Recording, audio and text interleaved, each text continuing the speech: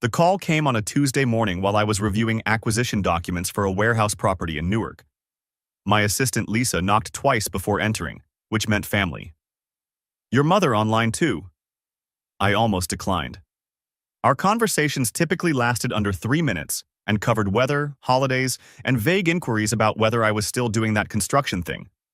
But something made me pick up.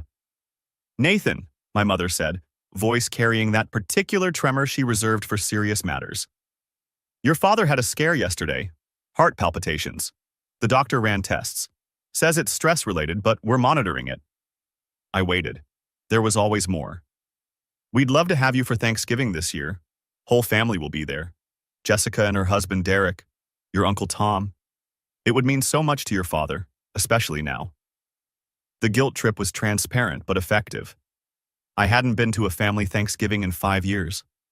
The last one had ended with my uncle offering to get me an interview for an assistant property manager position at his friend's apartment complex, acting like he was doing me a tremendous favor. "I'll be there," I said.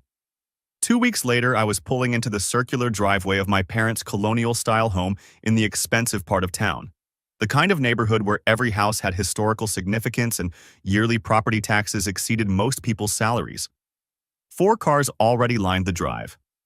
My sister Jessica's black Mercedes, Uncle Tom's silver Lexus, a BMW I didn't recognize, my father's practical but expensive sedan.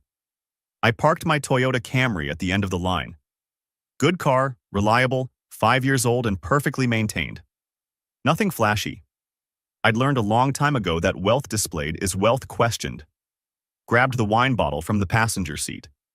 Decent vintage, $70 range. Good enough to be respectful, not expensive enough to raise eyebrows. The front door opened before I reached it. My mother stood there in a designer outfit that probably cost more than my monthly car payment, though I could buy a dozen of those outfits without checking my account balance. "Nathan, you came. I wasn't sure you'd actually make it." She hugged me, brief and distracted, already glancing back toward the kitchen where something was beeping. The embrace lasted maybe 2 seconds before she pulled away. "Everyone's in the living room. Your father's holding court as usual." I stepped into the house I'd grown up in, the familiar scent of expensive furniture polish, and my mother's signature candles hitting me with unexpected force. Nothing had changed. Same paintings. Same furniture. Same feeling of walking into a museum where I was the exhibit that didn't quite fit the collection. The living room held the usual suspects.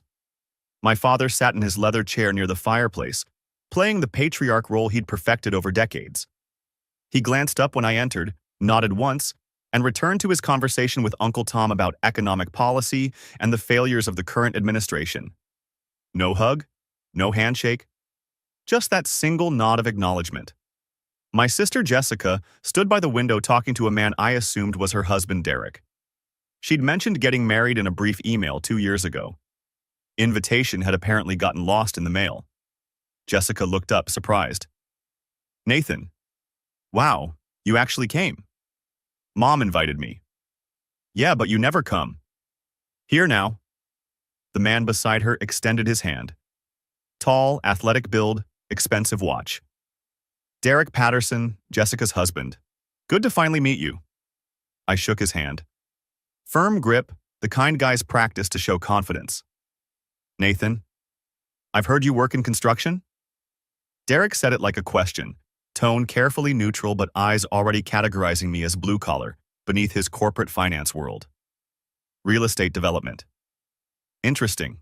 Commercial or residential?" "Both?" Before he could probe further, my mother called everyone to the dining room, saved by the turkey. The seating arrangement told the whole story without words. My father at the head of the table, mother at the opposite end. Jessica and Derek immediately to my father's right and left, positions of honor and favor. Uncle Tom and his wife Linda next to them. Their 2 adult children across. And me at the far end near the cousins' kids, practically in a different zip code from my parents. Hierarchy made visible in furniture placement. We settled in as my mother directed the servers she'd hired for the occasion. Nothing but the best for Linda Cross's Thanksgiving production. I'd barely put my napkin in my lap when Uncle Tom looked down the table at me with that expression of polite interest people use when asking about hobbies they don't care about. So, Nathan, what are you up to these days? Real estate development, mostly. My mother's voice cut across the table, louder than necessary, making sure everyone heard. Oh, Nathan's being modest. He does construction. A few relatives chuckled. I could feel their eyes on me, reassessing, putting me in the proper box. Then my mother's voice again, even louder. He couldn't even finish school. The whole table laughed. Not polite chuckles anymore. Real laughter. My cousin nearly choked on his water. Uncle Tom shook his head with a smile. Derek glanced at Jessica with an expression that clearly said, "Your family is something else." My father joined in. Some of us are builders, some are manual laborers, both important to society. I nodded. Took a bite of salad. Let them have their moment. The conversation pivoted smoothly to Jessica, because of course it did. My father beaming with pride as he announced she'd just made senior partner at her law firm, youngest in the firm's 140-year history. We always knew she'd achieve great things, my mother said, eyes shining. Medical school was an option, you know. She had the scores, but law suited her talents better. Derek smiled at his wife with genuine affection. That part, at least, seemed real. I ate in silence, watching the dynamics play out like I was studying a system I used to be part of but had long since exited. The main course came out. Turkey, traditional sides, everything arranged with the kind of precision my mother demanded from life. People filled plates, passed dishes, fell into smaller conversations. Derek kept checking his phone. Every 5 minutes like clockwork. Jessica finally noticed. You're obsessed with that phone today. This loan officer is destroying me, Derek said, voice tight with frustration. Review period ends Monday. Make or break for our expansion. Uncle Tom perked up. How much are you looking for? 200,000. Should be straightforward approval. 10-year company history, solid revenue, good credit. But this loan officer is ridiculous. Every document questioned, every projection challenged, asked for tax returns going back to 2019. Which bank? Uncle Tom asked. Crossbridge Capital. Loan officer named N. Cross. Guy's insanely thorough. I took another bite of turkey. Perfectly cooked, as always. The meal continued. My cousin asked me a direct question about work, probably feeling bad that I'd been sitting silent for 20 minutes. Do you work for a construction company or do you own one? Bit of both. My mother jumped in before I could elaborate. He does contractor work, installs things, builds things. Honest work, nothing wrong with it. Her tone made it clear she thought there was plenty wrong with it. That her son, the manual laborer, was a disappointment she'd learned to accept with grace. I didn't correct her. Dessert arrived. Pumpkin pie with fresh whipped cream, coffee, and delicate china cups. The table had relaxed into that post-meal contentment where people lingered over final bites and continued conversations. Derek's phone buzzed again. He grabbed it, looked at the screen, and made a sound of pure frustration. You have got to be kidding me. Jessica glanced over. What now? Another document request.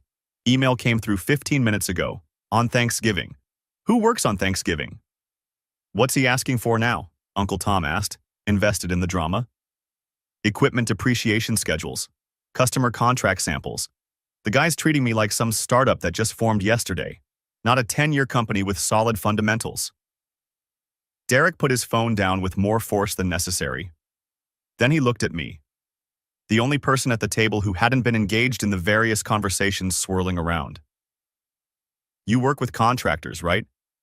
Buildings, commercial stuff? Yeah. Ever deal with Crossbridge Capital? Know their reputation? I set down my coffee cup, looked at him directly. I know them well. His eyes lit up like I might be useful for once. What do you think about this loan officer, N. Cross?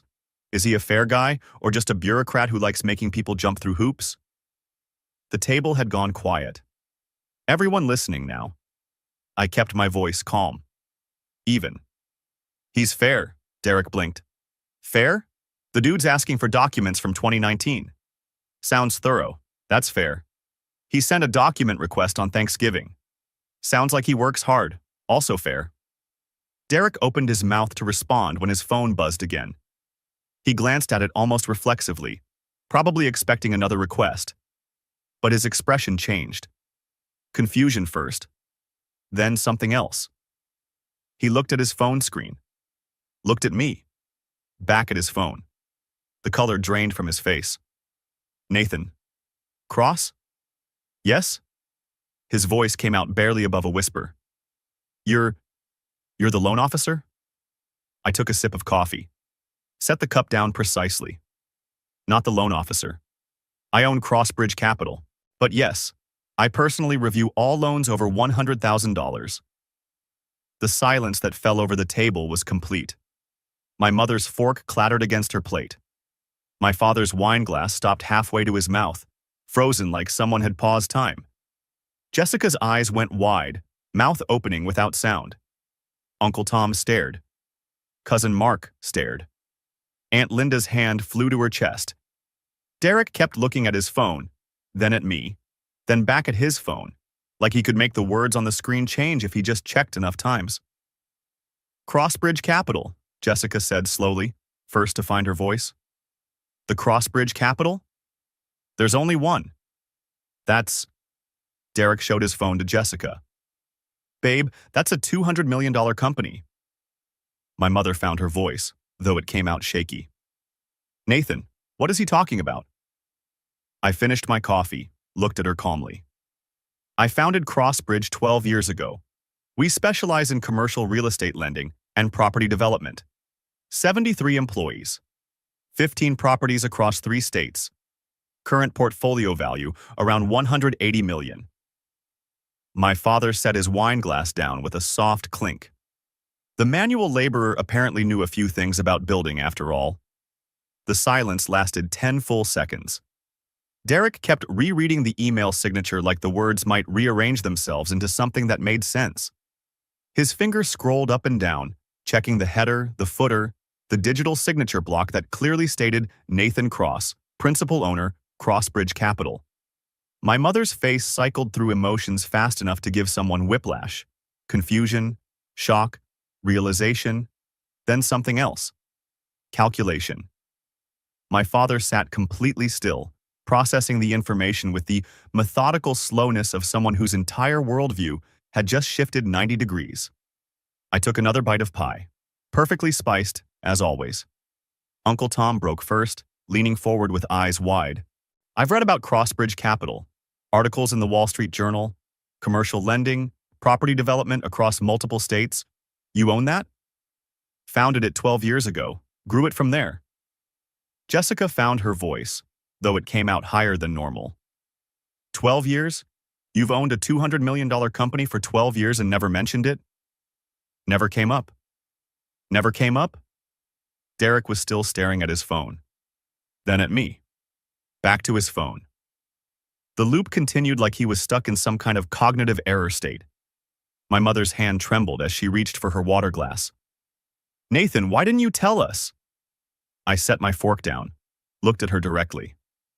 You never asked. You assumed. We thought you were doing construction. I build things, just not with my hands. My father cleared his throat, recovering some of his professional composure. The economics professor mask sliding back into place. This is unexpected. For you, maybe. Derek stood abruptly, chair scraping against hardwood. He looked at me with an expression somewhere between panic and desperation. Can we talk, kitchen? I nodded, followed him out of the dining room while the rest of the family sat in stunned silence. The kitchen was all marble countertops and professional-grade appliances my mother loved, showing off to her friends. Derek paced between the island and the sink, running his hands through his hair. I didn't know. I swear to God I didn't know. Why would you? We keep the ownership structure private. Public-facing CEO is Michael Torres. I prefer it that way. He stopped pacing, looked at me with dawning horror. The loan. All those questions I complained about. That was you reviewing my application? Every loan over $100,000 gets my personal review. Standard practice. Jesus. He leaned against the counter. I called you a bureaucrat stickler.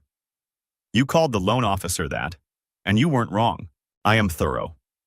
His phone was still in his hand. He glanced at it again, at the email that had detonated his entire Thanksgiving. The document request you just sent. Equipment depreciation schedules, customer contract samples. That's a lot. I pulled out my own phone, opened the file I'd been reviewing before dinner, showed him the list. You're asking for $200,000 of investor money. Due diligence isn't optional. I need to verify your equipment values, understand your customer relationships, assess whether your projected revenue is realistic or optimistic. Derek stared at the screen, at the detailed notes I'd made on his application. The questions highlighted in yellow. The sections marked for follow-up. You actually read the whole thing. Twice. Most loan officers just check the credit score and move on. I'm not most loan officers. He looked at me differently then. Not family. Not the dropout. A business owner looking at another business owner who held his future in his hands. The loan decision. Is this going to affect? You'll get my decision Monday. Same as I told you when you submitted the application. We walked back to the dining room. Every eye locked onto us as we entered. My mother had composed herself somewhat, though her hands still shook slightly as she gripped her napkin. We always knew you were smart, Nathan. You had that different learning style, but we always saw the potential. An hour ago you announced to the entire table that I couldn't even finish school. My father jumped in, using his reasonable professor tone. That was family humor. We joke with each other. Was it a joke when you didn't invite me to Jessica's wedding rehearsal dinner? Jessica's face flushed. We had limited space. 150-person venue. I saw the photos Mom posted. You had space. You didn't want the college dropout embarrassing you in front of your law firm partners. No one had a response to that. Uncle Tom, always more interested in money than feelings, steered back to safer territory. 73 employees, you said. Full-time. Another 30 contractors and consultants depending on active projects. And 15 properties?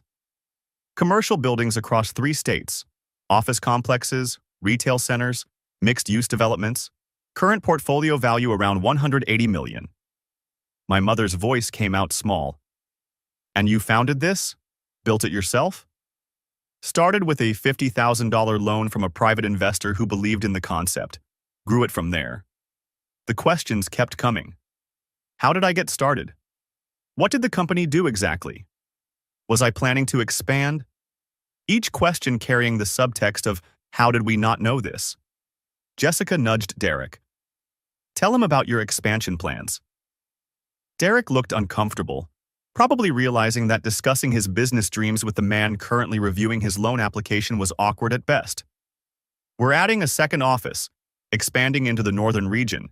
The $200,000 covers equipment purchases, first 6 months of additional payroll, overhead costs. I know. Read your entire business plan. Twice, actually. He blinked. What did you think? I considered how honest to be.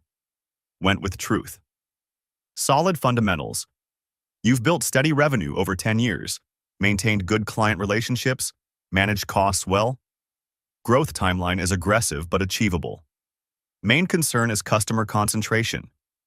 3 clients represent 60% of your revenue. That's risk. Derek nodded slowly. That's exactly what our accountant said. Your accountant is right. My father stood, using his physical presence the way he always did when he wanted to control a situation. Nathan, we should talk, privately. We're talking now. About opportunities. The university is launching a new innovation center.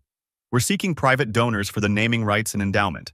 Given your success in commercial development, submit a formal proposal through our foundation portal, same as any organization seeking funding. His jaw tightened. I'm your father. And I'm a fiduciary to my investors. I don't make funding decisions based on personal relationships. That's how people end up in prison. My mother started crying. Real tears or performance, I couldn't tell anymore. Maybe both. We had no idea. All these years we thought you were struggling, barely making ends meet, working with your hands because you couldn't do anything else. You thought I was your cautionary tale. The smart kid who couldn't focus, dropped out, ended up in manual labor, warning to other parents about what happens when you don't finish school. We were worried about you.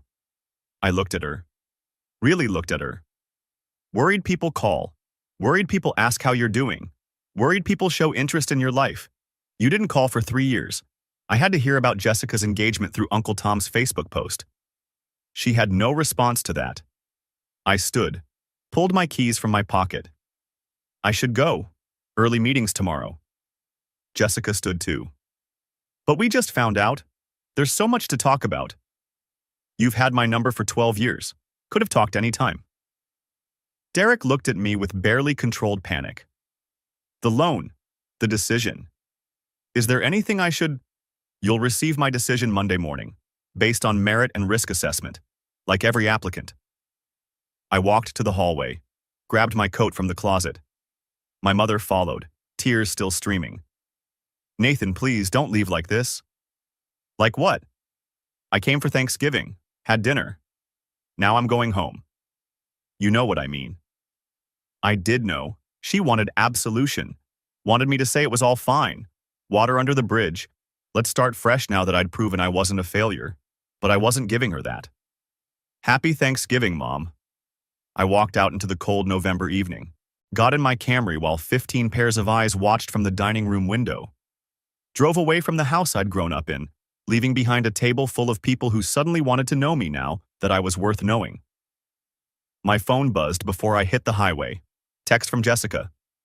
We need to talk. Call me. Deleted it. Another text. Derek this time. I'm sorry about everything. The loan comments. All of it. Read it. Didn't respond. Last one from my mother. Please don't shut us out. We love you. I pulled over at a rest stop. Sat there in the dark parking lot for 20 minutes. Thought about Derek sitting at that table, staring at his phone, finally understanding that the loan officer he'd been complaining about all evening was the family disappointment he'd barely acknowledged. Thought about my father trying to leverage our relationship for university funding, after years of treating that relationship like an inconvenient obligation. Thought about my mother's tears, whether they were for me or for the version of me she'd just discovered existed. Started the car, drove home to my penthouse apartment overlooking the city. Monday morning, Derek would get his answer about the loan. Fair evaluation based on business merit and risk factors. Nothing more, nothing less. Exactly what I'd promised. Monday morning came with freezing rain and a full inbox. I got to the office at 6:30, 2 hours before most of the staff arrived. Liked the quiet. Gave me time to think without interruptions. Lisa had left Derek's loan file on my desk with a sticky note. Final review needed. Applicant expecting decision today? I opened it. Spread the documents across my desk. Business plan solid. 10 years of consistent revenue growth. Customer base stable if concentrated. Tax returns clean. Credit score 740. Equipment valuations reasonable. Projected expansion costs realistic. Every metric pointed to approval. I pulled up the standard loan terms template. $200,000. 5.5% interest. 5-year term. Standard commercial collateral package. Typed out the approval email. Professional, concise, congratulations on your approval. Finger hovered over send. Remembered my mother's voice carrying across that table. He couldn't even finish school, remembered the laughter. Derek's included. Remembered sitting at the far end of that table, being discussed like I wasn't even there. Deleted the email. Opened a new template. Modified terms. Amount stayed the same. $200,000. Interest rate adjusted to 7.5%. Collateral package expanded to include personal guarantee and home equity. Added a note to the risk assessment section. Elevated interest rate reflects character judgment concerns identified during personal interactions review and customer concentration risk factors. Perfectly legal. Well within normal ranges for business loans with risk factors. Any auditor would find it completely justified. Sent the email. 40 minutes later, my phone buzzed with a notification. Derek Patterson had opened the email. Read receipt confirmed. I imagined him sitting at his desk, seeing that approved status, feeling that rush of relief. Then reading the terms. Then understanding. My intercom crackled. Lisa's voice. Derek Patterson on line 2 says it's urgent. I don't take calls about approved loans. Policy. He's insisting, then explain the policy more clearly. Silence. Then, understood. The loan documents went out Friday afternoon. Derek signed them Saturday morning. Electronic signature time-stamped at 6:43 a.m. Man was desperate. He'd done the math by then. Knew exactly what that extra 2% would cost him over 5 years. Knew what putting his house up as collateral meant. Signed anyway. Because the alternative was worse. My phone started buzzing that evening. Group chat notification. Thanksgiving follow-up, created by Linda Cross. Opened it. My mother, father, Jessica, Derek, me. Mom. Nathan, we'd love to take you to lunch this week. So much to catch up on. Father. Several business opportunities we should discuss. Mutually beneficial arrangements. Jessica. Let's do brunch Sunday. My treat. That place you used to love downtown? I'd never loved any place downtown. She was thinking of someone else. Or making it up. Left the group chat. Muted notifications from all of them.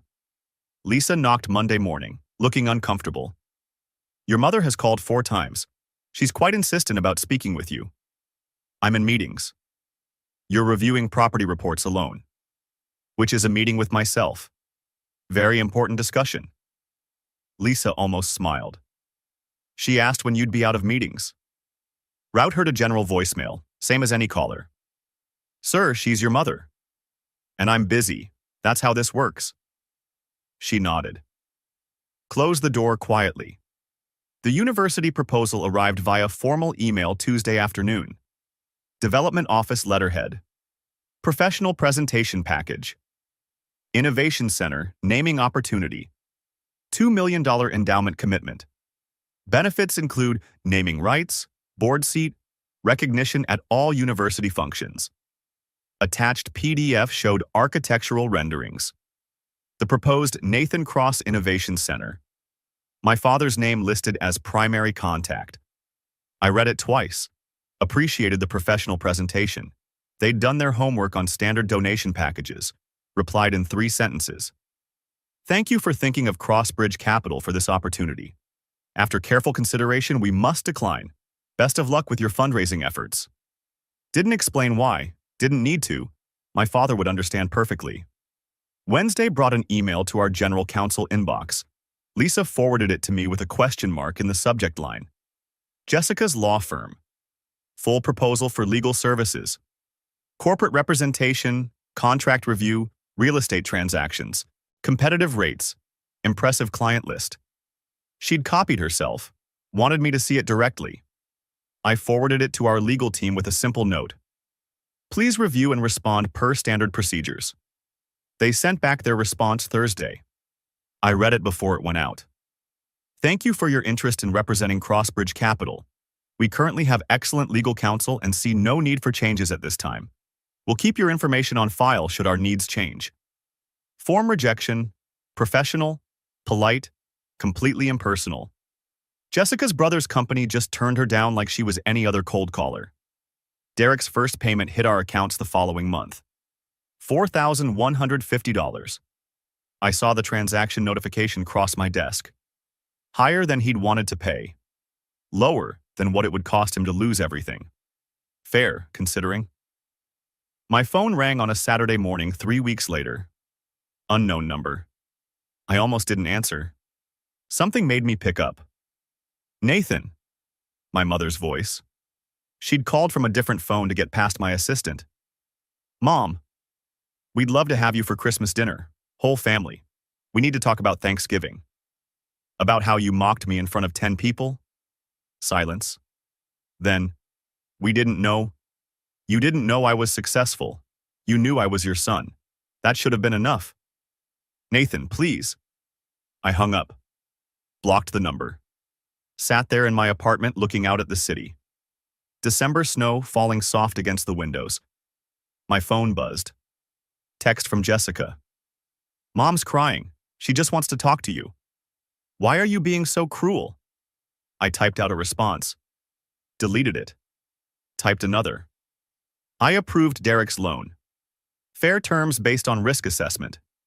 I declined Dad's donation request through proper channels. I responded to your firm's proposal through standard procedures. Everything by the book. Nothing cruel about it. Sent it, she replied immediately. You know that's not what I mean. I knew exactly what she meant. She wanted me to pretend the last 12 years hadn't happened. Wanted me to show up at Christmas and play happy family now that I'd proven I wasn't the failure they'd decided I was. Wanted me to give them credit for potential they never believed in, support they never offered, faith they never had. Didn't respond to her text. The family calls continued through December. I didn't answer. They sent cards. I didn't open them. My father showed up at my office building once. Security turned him away per my standing instructions. No special treatment. Derek made his second payment in January. On time, as expected. The man was nothing if not responsible about his obligations. Wondered if he thought about Thanksgiving every time he made that payment. Wondered if that extra 2% felt like interest or like tuition in a course he never wanted to take. Fair, either way. I'd given him exactly what he asked for. A loan decision based on merit and risk. The risk just happened to include sitting at a table watching people laugh at someone they should have defended. That risk had a price. He was paying it. Every month for the next 5 years. 6 months passed. Derek's payments came through like clockwork. First of every month. $4,150. Electronic transfer, always on time, never a day late. I saw each transaction in the monthly reports Lisa compiled. Watched his business account balance hover closer to minimum than comfortable. Watched him making it work but barely. The expansion had gone as planned. Second office opened. New equipment purchased. Additional staff hired. Revenue growing on the timeline his business plan projected. But that extra 2% ate into everything. The profit margins he'd counted on got thinner. The buffer he'd planned for emergencies stayed theoretical. Every payment a reminder of one Thanksgiving dinner. One table full of laughter. One moment of being invisible until being useful. Fair price for that education. My mother's campaign started gentle. Birthday card in January. Valentine's Day card in February. Easter card in March. All unopened. I recognized her handwriting on the envelopes. Lisa asked once if she should stop routing them to my desk. No, let them pile up. Count them if you want. She didn't ask why. The emails came weekly. Subject lines ranging from "Miss you" to "Please call" to "Family Matters." All went to a folder I never opened. Auto-sorted. Out of sight. Text messages came less frequently. She'd learned I wouldn't respond. But every few weeks another attempt. Another plea. Another reminder that she wanted something from me now. April brought her to my office building. Security called up. Mr. Cross, there's a Linda Cross in the lobby insisting she needs to see you. Not available? She says she's your mother. She is, and I'm still not available. Understood, sir. I watched from my window 32 floors up as she left the building 10 minutes later. Small figure on the sidewalk, looking up at the tower like she could spot which window was mine. Couldn't from that distance. Walked away eventually. The call from Jessica came on a Wednesday in late April. I'd just finished a presentation to potential investors. Phone buzzed with her number. Almost declined. Something made me answer. Dad's in the hospital, her voice tight with stress. Heart attack, mild, but still. You should come. Is he stable? Yes, the doctors say. Then I'll send flowers. Cover the medical bills if insurance doesn't. Call if his condition changes. That's it? Voice rising. He's our father, Nathan. It was a close call. But he didn't. He's stable. That's good news. You're unbelievable. Jessica, what do you want? I offered to pay his bills. That's more than he did when I was struggling to eat 3 meals a day. She hung up. I did send flowers. Expensive arrangement. Paid the hospital directly for any bills not covered by his university insurance. But I didn't visit. Not until 3 days later when visiting hours had ended and I knew no one else would be there. The hospital room was quiet. Machines beeping softly. My father in the bed looking smaller than I remembered. Older. diminished by the tubes and wires. My mother asleep in the chair beside him. Uncomfortable position, neck bent awkward. She'd been there a while. My father's eyes opened as I stood at the foot of the bed, focused on me. Surprise registering. You came. Didn't want to regret not saying this. He waited. I forgive you, but I don't forget. His hand moved slightly against the blanket. We were wrong about you. You were wrong about what I was worth. You were never wrong about who I was. I was always this person. You just couldn't see value in someone who didn't fit your template. I see it now. Now that it's convenient. Now that I've proven myself in terms you understand. But I didn't need your approval to build what I built. That's the part you still don't get. He closed his eyes. Tired or avoiding the conversation, I couldn't tell. I left before my mother woke up. May brought Derek's attempt to refinance. Smart move. Market rates had dropped. Any financial advisor would recommend it. The request came through our legal department. Different bank offering 5.2%. Wanted Crossbridge to release the first lien position so they could refinance. Standard procedure would be to allow it for a small processing fee. I reviewed the original contract. Found the clause our lawyers always included. No early refinance without lender approval for the first 36 months.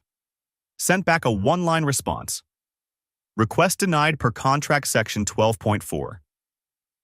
Derek was locked in. Full 5 years at 7.5%. He'd signed the contract, known the terms. Not my problem if he hadn't read the fine print. Jessica showed up at my office in June. Got past security by claiming she had a legal services appointment. Lisa caught it before she reached my floor, but Jessica had already made it to the executive level. I heard the commotion from my office. Walked out to find Jessica arguing with Lisa about needing to see me immediately. It's fine, Lisa. Jessica turned. Anger and desperation mixing in her expression. Conference room, I said. 5 minutes. We sat across from each other at the long table where I'd negotiated million-dollar deals. She looked out of place. Uncomfortable. You're punishing Derek for what Mom said. I approved his loan. Fair terms based on risk assessment. 7.5% interest isn't fair. It's within the legal range for commercial loans. Character risk and customer concentration justified the rate. Any loan committee would agree. Character risk? He's family, Nathan. I looked at her. Really looked at her. You didn't think I was family when it mattered. Wedding rehearsal dinner, remember? I wasn't invited because the college dropout might embarrass you. That was years ago. 6 years. You got married 6 years ago and didn't want me there because I didn't fit the image you wanted to project to your law firm partners. I'm sorry about that. Now you're sorry. Now that I'm successful. Now that I might be useful. But where was family when I was sleeping on floors and eating ramen? Where was family when I needed support instead of judgment? She had no answer. Derek got his loan. Fair terms based on legitimate risk factors. That's more consideration than you gave me when I needed it. He's struggling to make the payments. Then he's learning to live within his means. Valuable skill. She left. Didn't say goodbye. Thanksgiving year 2 came with the expected invitation. Group email from my mother to the whole family. Annual Thanksgiving celebration, 3 p.m. Everyone welcome. Deleted it. Spent Thanksgiving in my office. Quiet building, skeleton security staff. Nobody bothering me about quarterly projections or expansion plans. Perfect day for strategic planning. Got an email notification around 8 p.m. Derek's 12th loan payment had processed. $4,150. On time as always. 48 payments remaining. My phone buzzed with texts throughout the evening. Jessica asking where I was. My mother asking me to please reconsider. My father's first text in months, just my name with a question mark. Ignored them all. Ordered dinner from the Thai place that delivered to the building even on holidays. Ate at my desk while reviewing property acquisition targets for the next quarter. Better use of time. December brought the final attempt. My mother calling from yet another new number. I'd blocked 6 so far. Answered because I was curious how long she'd keep trying. Nathan, please. Christmas dinner. Just family. We can talk. About what? About everything. About Thanksgiving last year. About how we handled things. You handled things exactly how you meant to. I was the dropout, the disappointment. You made that clear. We didn't know what you'd built. You didn't know I was successful. You knew I was your son. That should have been enough. Hung up, blocked the number, went back to work. 3 days later, I sat at my desk with the city spread out below me. December snow creating a postcard view that cost $8,000 a month in rent. Email notification. Derek's payment number 13. Right on schedule. Calendar reminder popped up. Mom's birthday. Dismissed it. Lisa knocked. Your 4 p.m. is here. Mayor's office about the civic development project. I stood, straightened my tie, grabbed the proposal folder. There was a photo on my shelf. Old family picture from when I was maybe 10.